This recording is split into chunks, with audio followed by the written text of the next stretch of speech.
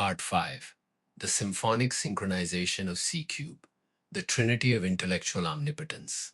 I am Naresh Saraph, and I welcome you to this series of intimate, philosophical dialogues. Friends, before we commence this profound discourse, permit me a humble caveat. This series is intended solely for the cultivation of profound contemplation, the expansion of cognitive horizons, and the elevation of human awareness. The paradigms articulated herein are synthesized from ancient philosophical tenets and my own empirical understanding. This discourse does not constitute medical, clinical, or Ayurvedic counsel, nor does it harbor the slightest intent to transgress upon anyone's deeply held convictions. I implore you to receive it with an open intellect, profound maturity, and a deeply contemplative spirit. In our preceding discourses, we have meticulously deconstructed the individual significance of carbohydrates, calcium, and cholesterol. They are the fuels and messengers of our existence. However, the true majesty of this paradigm, the genuine biochemical alchemy, manifests only when these three elements converge in a state of perfect, harmonious synchronization. Today, we shall explore the practical manifestation of this super ultra balancing when the entire Trinity operates in concert. It is a symphony of the mind. To grasp this concept, let us envision a grand, world class symphony orchestra performing in an acoustically perfect concert hall, an ensemble of virtuoso musicians. The strings weave a complex tapestry, the woodwinds interject with ethereal melodies, the brass provides depth, and the percussion dictates the foundational rhythm. Each has a role. If each musician executes their score with precision, yet fails to synchronize with the collective tempo, what is the result? It is not music, it is an agonizing cacophony. To birth a transcendent symphony, every instrument must play in absolute harmony, guided by the baton of a master conductor who ensures every note arrives at the perfect microsecond. Within the intricate architecture of our brain, the C-Cube functions exactly as this grand symphony orchestra.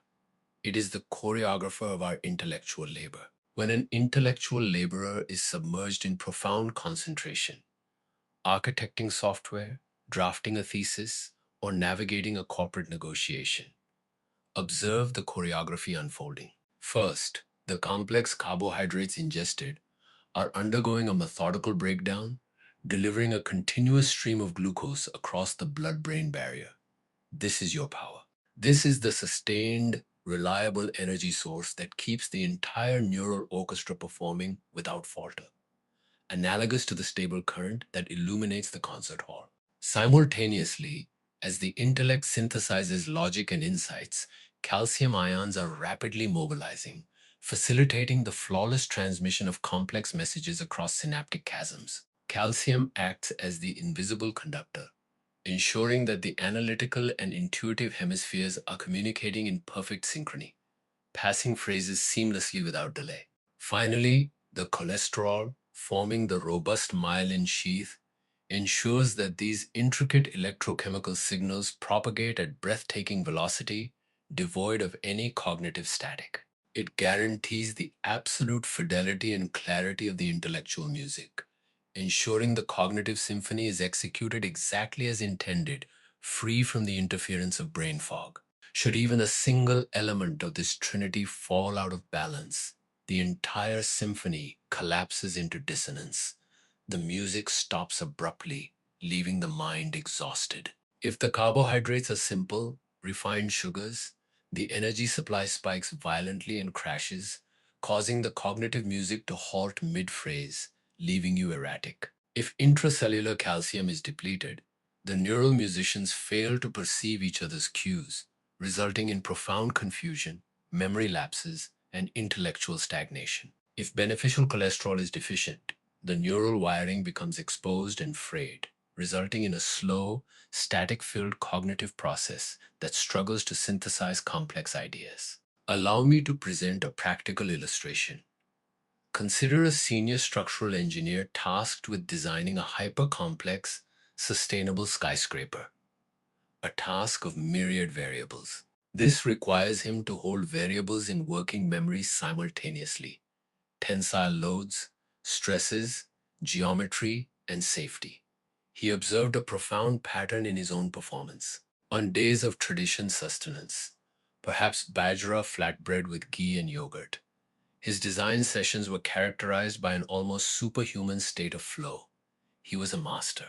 His intellect could effortlessly juggle these myriad variables, much like a master illusionist keeping a dozen spheres suspended in the air. He was synchronized. Conversely, on days when he succumbed to a refined pastry and espresso, his cognitive juggling act would invariably collapse. His mind could scarcely hold three variables. Therefore, the doctrine of super ultra balancing is not merely consumption. It is the deliberate, strategic ingestion of nutrients in the correct ratios, synchronized with rhythms. A meal of millet, calcium-rich greens, and pure fat is not merely sustenance. It is a meticulously engineered symphony for your cerebral cortex. It is fuel for the omnipotent. This is the ultimate Suvarna Madhya, the golden mean, that unlocks the full omnipotence of the intellectual class. Begin to live life with this profound understanding. We shall meet soon in the next part, but do not forget to subscribe to the Naresh Saraph channel. Quickly like the video, press the bell icon, hype it, and contemplate it.